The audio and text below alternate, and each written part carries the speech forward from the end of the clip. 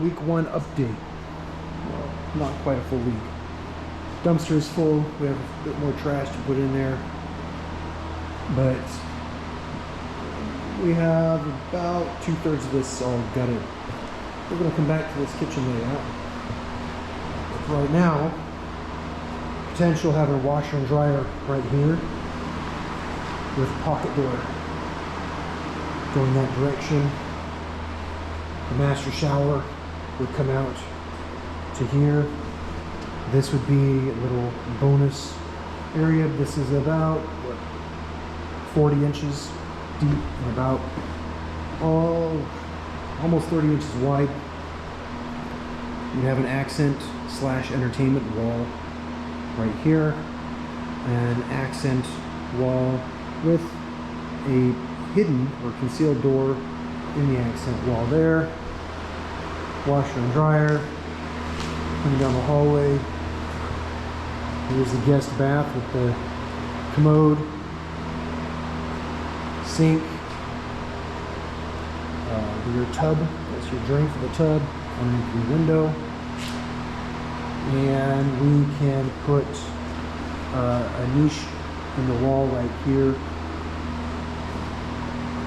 or a simpler, less expensive way is, instead of doing tile, having a surround. However, we've got this window here, so we almost have to do tile for in there.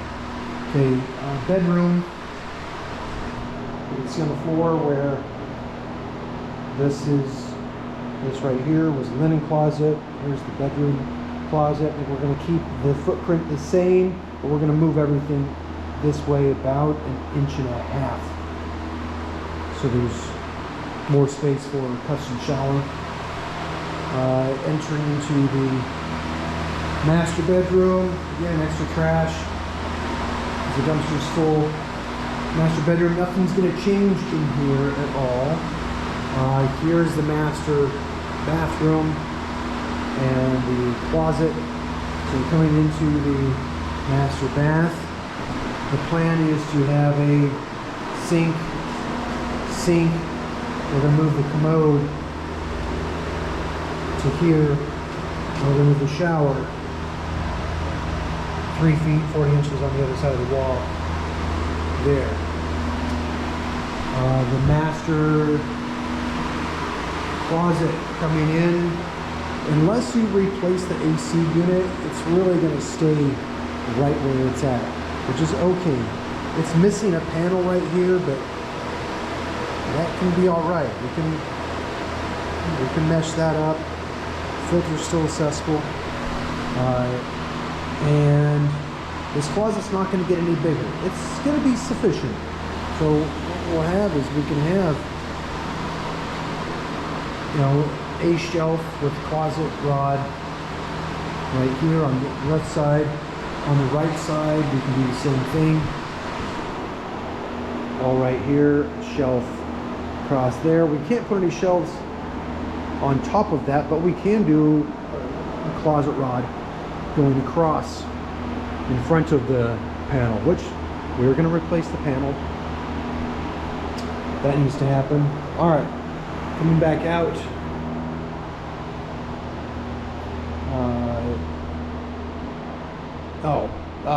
Ceiling fan in the master bedroom. Ceiling fan in the guest bedroom. Ceiling fan kind of centrally located in this room, probably about right here, about where the old one was. And then the nook, kind of, I'm going to call it the little breakfast nook, Tracy's workstation. We'll have a little ceiling fan up above this area for both light and air movement. Okay, the kitchen. This extension cord is my proposed line. The blue lines is what we had last drawn up for walking into the kitchen, having the fridge, and then a 30-inch cabinet for coffee, tea area right here. There would be a wall going right there. which is not going to block any view of except for the entry to the laundry room. This gives us the sink just underneath the window. Okay, then we have space for a 15-inch cabinet and the dishwasher. Those can be switched. The locations can be swapped, but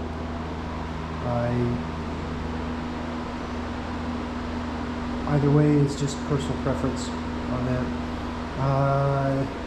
To the right of the sink, this is what I propose. Instead of having the issue we're running with is, where do you put the range? You're not going to put it next to the sink. You need some counter space on either side of the range. Preferably, minimum 9 inches on one side, 18 inches on the other. Preferably more than that, 18 and 18, 18 and 24. Putting it over here and having where this blue line is, for a peninsula right here, you'd have seating for 4. But if you look to your left, you have the seating. The television, which is oftentimes the main attraction, is directly in the center, right across from the seating here. One person can see that TV. The other 3, potentially 3 other people, cannot. If you move it, that peninsula back here, you have a better line of sight, and it opens the kitchen more, and it gives you a space for the range. Currently, there's really not a space for the range. We can put it right next to the sink, which is not great, and you kind of kill the cabinet that's going to be right there. But if you have the range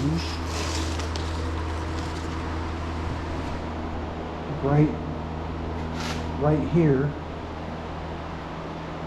and this blue line is now the front edge of the countertop, you can have a Lazy Susan cabinet in this corner, a 30-inch cabinet, a 30-inch cabinet. That's a lot of storage space. And then a 3-foot, this peninsula will be 3 foot with a 12-inch overhang, supported by some corbels or just free floating for some bar stools sitting here. So that's the thought process. The only thing that would have to change structurally for a little bit larger layout so that we can have the range in a good location is, this is too low. We would raise it up to be the same height as the kitchen window.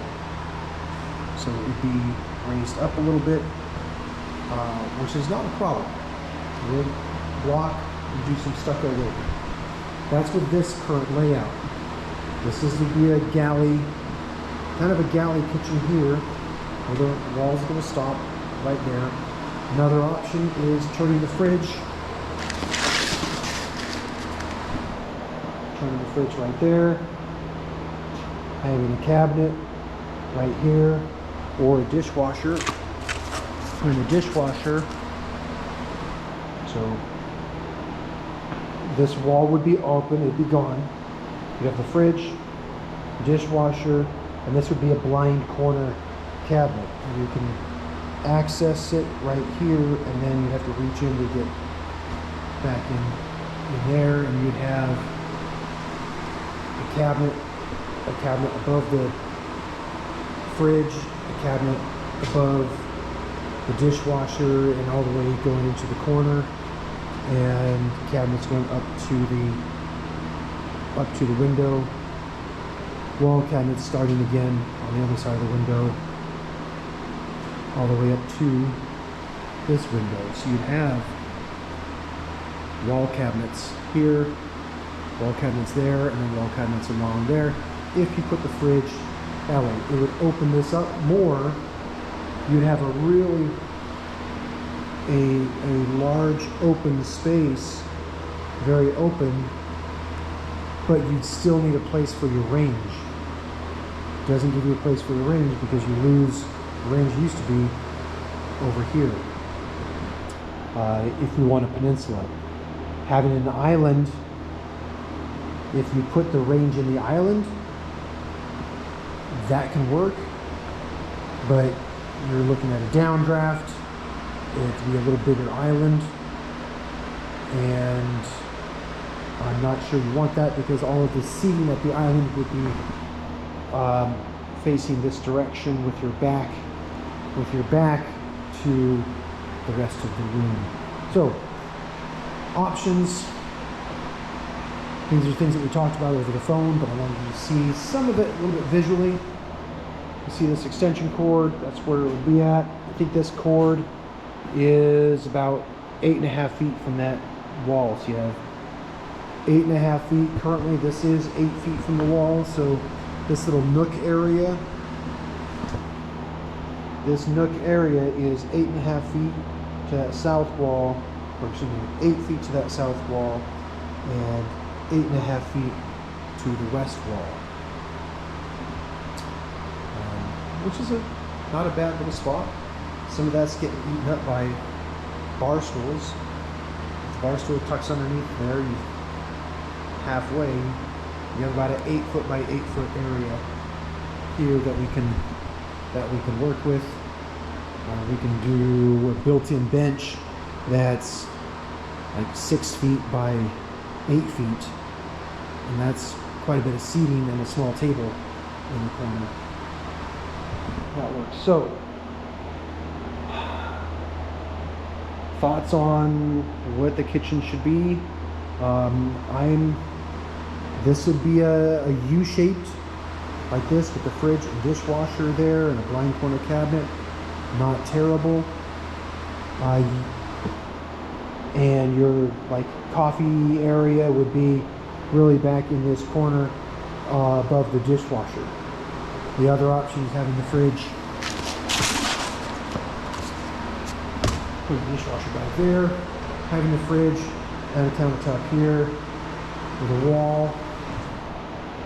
It would make this a little bit longer hallway where you have a wall here and a wall there, but it would still leave the whole room open even with the peninsula.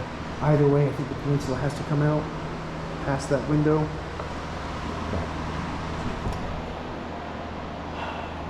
Your thoughts? Like to hear them? You don't necessarily comment on the window, on the comment on the video, but text me. It's a little more direct and less public. But because there's probably going to be like 4 views on this video. It's not like everybody's going to be watching this in the whole world. So do what you like with it. Anyway, we'll get a new dumpster and rip out the rest of this sheetrock when we get to it.